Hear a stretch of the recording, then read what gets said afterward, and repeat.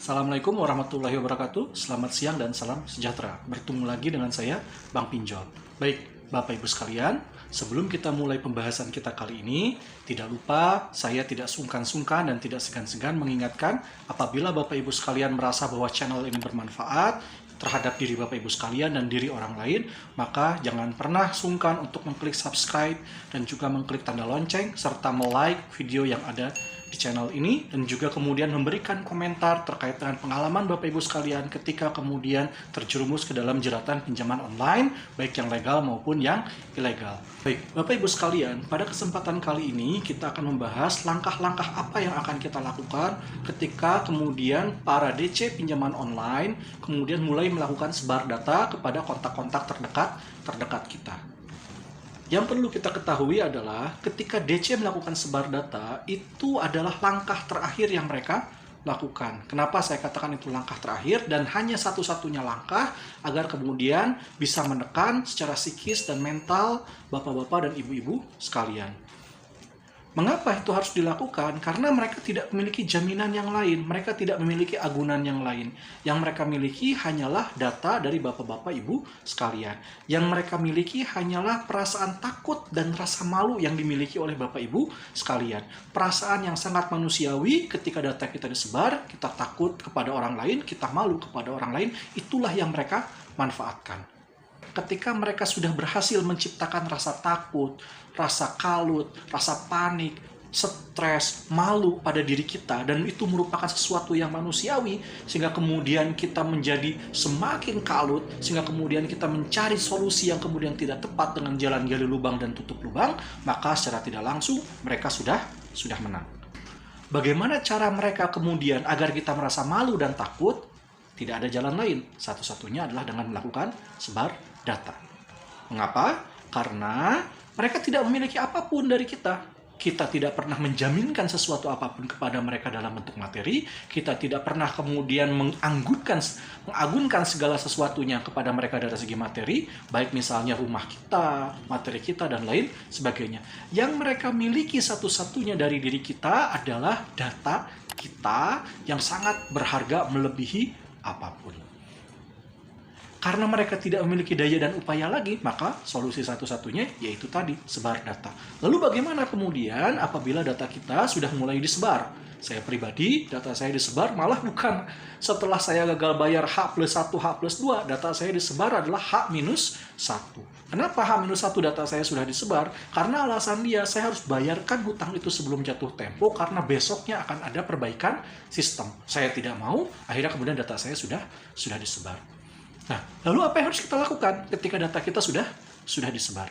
Bapak Ibu sekalian, para pinjoler sekalian, ada kesalahan berpikir dan kesalahan bersikap dari kita yang pada saat kita menghadapi gagal bayar. Apa itu?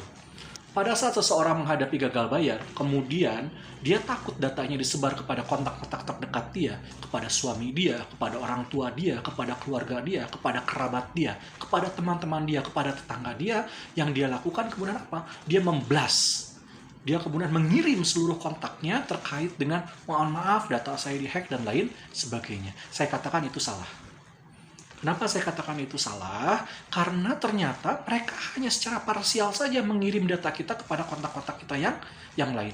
Dengan Anda mengirim seluruh data tersebut kepada kontak-kontak yang lain, secara tidak langsung Anda sudah mendeklarasikan, Anda kemudian sudah mengumumkan bahwa Anda memiliki masalah dengan pinjaman online secara tidak langsung.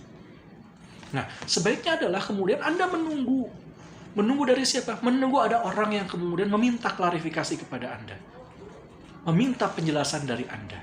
Lalu dari sana Anda bisa memberikan penjelasan secara proporsional. Nah, bagaimana cara menjelaskannya? Saya bisa membantu Anda bagaimana cara menjelaskan kepada kontak-kontak Anda. Saya pernah membuat sebuah pesan, sebuah tulisan yang cukup baik dan cukup bagus yang kemudian saya kirimkan ke kontak-kontak saya terkait dengan pengalaman saya terjebak di dalam pinjaman online. Kemudian saya kirimkan juga beberapa video yang pernah saya buat agar mereka mengerti posisi saya seperti apa. Dan alhamdulillah mereka semuanya bisa mengerti. Jadi pada saat data kita disebar, pada saat data kita kemudian sudah mulai dimasukkan ke dalam kontak-kontak yang lain, tidak bisa tidak kita pelan-pelan, kita sabar, kita menunggu agar ada orang yang kemudian melakukan klarifikasi atau meminta penjelasan kepada kita, baru kita jelaskan. Langkah selanjutnya, setelah Anda menjelaskan secara proporsional kepada kontak-kontak yang kemudian meminta penjelasan kepada Anda atau klarifikasi kepada Anda, adalah yang terbaik dan sebaik-baiknya adalah Anda membuat laporan ke kepolisian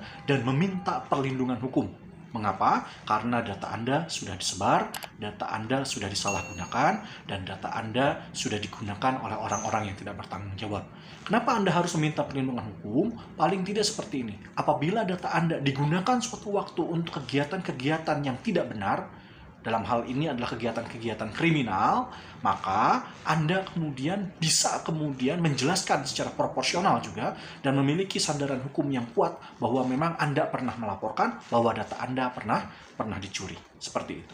Lalu bagaimana konsep surat pelaporannya? Saya pernah membuat konsep surat pelaporan pada saat saya melaporkan dan meminta perlindungan hukum kepada pihak kepolisian. Bagi yang berminat terkait dengan konsep surat pelaporan dan surat permohonan perlindungan hukumnya, teman-teman bisa kemudian menulis di surat komentar dan mencantumkan alamat email teman-teman. Nanti saya akan jawab dan meng-email kepada teman-teman semua seperti apa konsep yang pernah saya buatkan. Seperti itu. Insya Allah dengan jalan seperti itu, kita bisa keluar dari permasalahan yang tengah menghimpit kita. Intinya, kembali lagi, jangan kalut, jangan panik, jangan takut. Hadapi itu semua dengan penuh kesabaran. Insya Allah kita bisa keluar dari permasalahan yang tengah melilit kita. Demikian dari saya. Mudah-mudahan ini bermanfaat. Sekali lagi, ingin keluar dari jeratan pinjaman online, solusinya cuma satu: berhenti gali lubang tutup lubang, berhenti kemudian mengambil kembali hutang ribawi, restrukturisasi keuangan Anda. Kalau Anda ingin bayar, selesaikan satu persatu, tidak secara sekaligus. Demikian dari saya. Kedepannya nanti kita akan bahas terkait dengan konstruksi hukum sebar data sama dengan lunas. Sekali lagi, silahkan subscribe, klik tombol lonceng, dan berikan like kepada video ini dan kepada channel saya. Demikian, terima kasih. Billahi taufik wal hidayah. Assalamualaikum warahmatullahi wabarakatuh.